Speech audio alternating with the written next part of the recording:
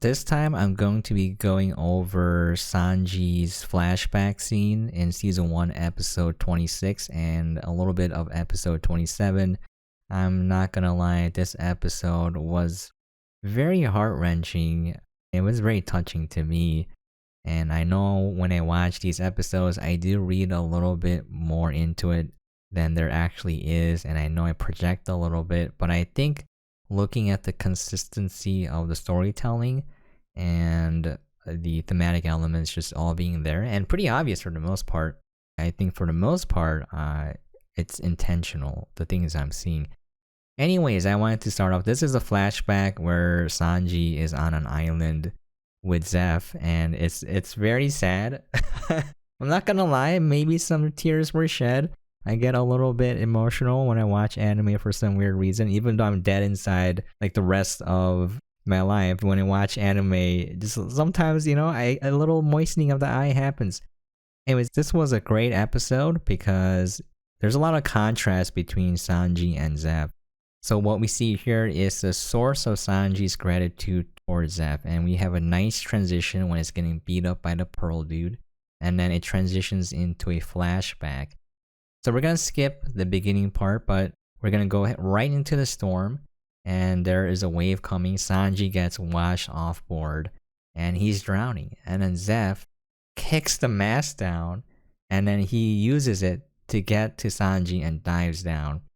And I thought that was pretty cool because the mast is needed to travel on a boat. That's where you get power from the wind to drive the ship. Without it, you're kind of lost. So he sacrifices that to go rescue Sanji. It's the beginning of all the symbolism here.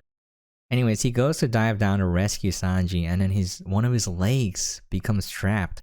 And then he uses an anchor. This is so dramatic. He wraps the anchor chain around his leg and pulls tight to just amputate his own leg.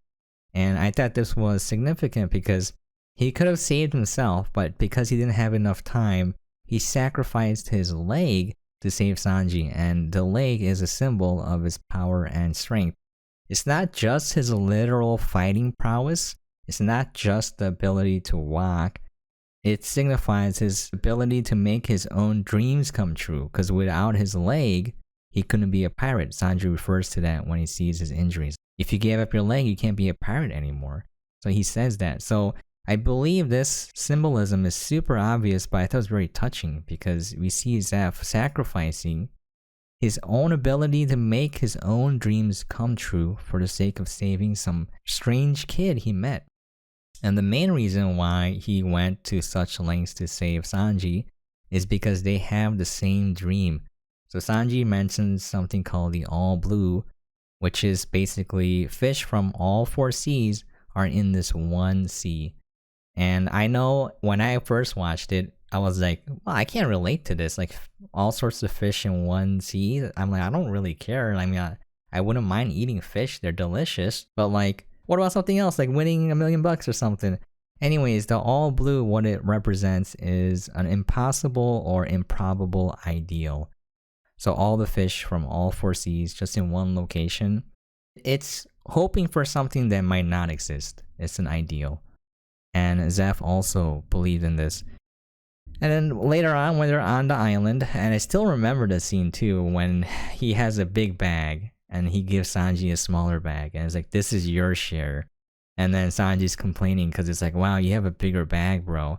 And Zeff's like, well, I am a bigger dude. I need more food. I want you to go to the other side of the island so we don't bother each other and save energy. And then it turns out he had no food. He gave all the food to Sanji. And here we see Zeff sacrificing yet once again.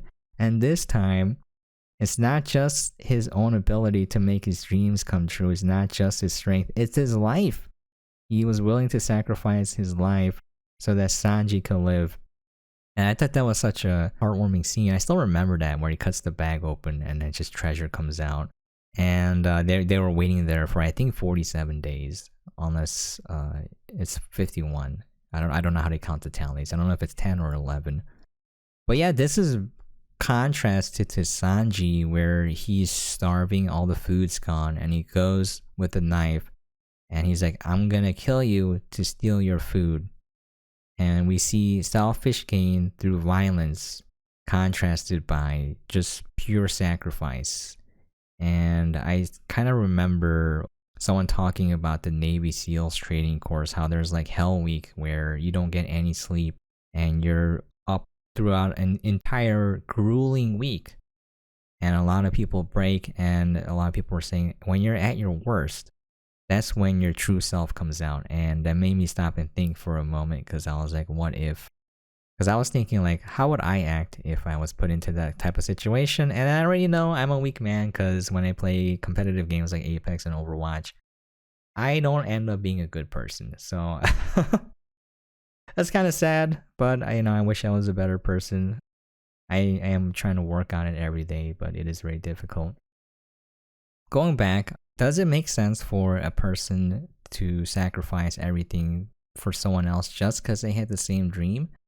And it's not really explained in the anime, but I can relate to this because I think anyone getting older, anyone who's been a parent, I have no kids, but anyone who has kids, anyone who's worked with young kids, I think as you get older, you can relate to what Zeff did, because you lived your life chasing a dream, and then you see someone else working really hard to chase a dream as well. It doesn't have to be the same dream as yours, but what you want to do is you realize your own mortality. You realize that life is coming to an end, and you want to help them achieve their goal if possible, because you couldn't make it. So you want to give that person everything you have, your wisdom, all your knowledge, your experience.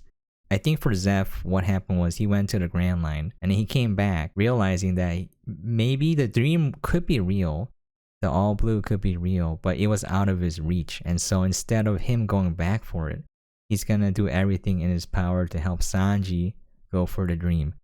And I thought that was very heartwarming, because he gave everything to a complete stranger so that they could achieve their dream in their lifetime. And it's not just, all of his experience and knowledge, it's his will. He inherited everything. So Sanji knows the same attacks as Zeff. He inherited his moves too, but, that's just symbolism for him inheriting his will too, along with his own. And yeah, I thought, man, this episode just keeps getting better, because the final dream of Zeff, he gave up the all blue. He wanted to open a restaurant in the middle of the ocean so he could save lives. And this kind of represents hope in despair. When you're starving in the middle of the ocean, it's very hard to get food. And there's fish all around you. There's water, but you can't drink it because it's salt water. And being in that situation where it seems like there's no hope and there's only despair, like wanting to save people from it, no matter who they are, what a noble goal. And this is kind of shown in episode 27, where Sanji takes that in, and instead of using that to go chase after his dream, he's living in guilt because he feels so terrible to what happened to Zeff. He feels like it's all his fault. So instead of going out to chase his dreams, he's staying there working in the kitchen, protecting the old man's dreams. And then in the process, he wanted to die to save the old man. And Luffy says it in a very succinct way: dying isn't a way to repay kindness. And we see the effects of Zeff's willingness to go provide hope in the middle of despair and darkness when we see Sanji do the same thing for Gin. And he's like, a cold-hearted tactician in the Don's army, and what does he do? He's crying when he's fighting Sanji and says, I can't kill this one person. I'll do anything else, but I can't kill this one person. And we see the effects of what Zeff and Sanji wanted to do already taking place. We see it producing results in the lives they're touching. This is sort of a long-winded episode, but I thought it was really awesome because if you kind of treat it as a microcosm, I think it's a really good message of hope, where you can go out and you can try to provide hope in the midst of despair and darkness, an ocean, if you will, of despair and darkness, and going out and touching one life and it making all the difference in the world, even sometimes a difference between life and death. But yeah, I thought that this was a fantastic episode. I did get a little moist in the eyes. But yeah, once again, Zeff's sacrifice, and then Sanji inheriting his will and combining it with his own, and then moving forward in life, and also people like Gin being affected. I thought it was awesome. This is why I love One Piece. There's so many episodes like this. There's also a lot of just, mediocre episodes too, but every once in a while you come across something that impacts you, and I understand that maybe this episode wasn't the same for you as it was for me, and we all have those episodes somewhere. Anyways, that's gonna be it. I'll catch you guys next time.